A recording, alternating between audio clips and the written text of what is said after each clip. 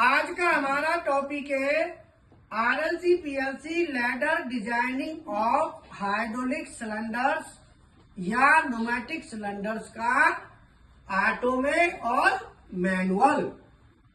अर्थात हाइड्रोलिक और न्यूमेटिक जो मशीन होती है उसे ऑटोमेटिक और न्यूमेटिक मैनुअल में चलाने के लिए सर्किट डिजाइन करते हैं। तो मैंने यहाँ पे एक सिंपल सिलेंडर यहाँ पे नहीं दिखाया है, स्लाइड दिखा दी है। 3 लिमिट स्विच है, 1, 2 और 3।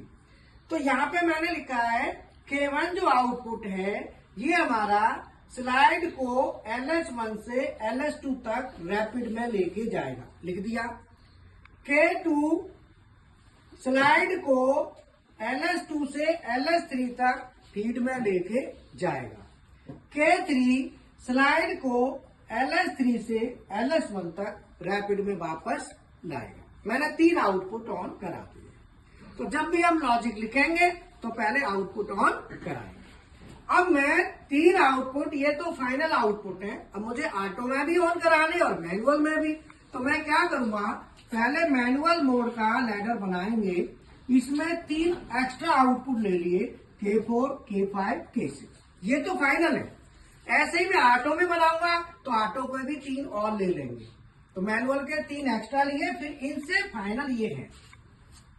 अगर मुझे ये ऑन कराना है तो मैनुअल का सेलेक्टर स्विच लगाएंगे। हमने मैनुअल का सेलेक्टर स्विच लगा दिया, अर्थात मैनुअल का सेलेक्टर स्विच लगा के पुश बटन लगाई।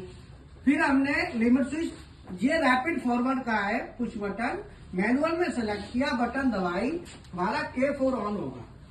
तो LS3 हमने इसलिए डाला है कि आगे की लिमिट है ये फॉरवर्ड की LS3, वो लिमिट हमने यहाँ डाल दी। ऐसे ही फीड में जाना है तो मैं इस बटन को दबाऊंगा तो K5 ऑन होगा, और वापस आऊंगा तो ये बटन दबाऊंगा तो हम वापस आएंगे तो K6 ऑन होगा।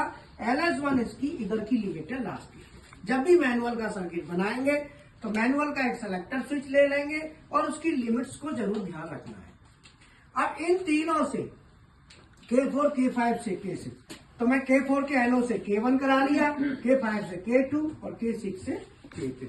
तो ये हमारा रैपिड फॉरवर्ड का है, बोलो, ये फीड फॉरवर्ड का है और ये रैपिड। अब हम ऑटो का सर्किट डिजाइन करेंगे।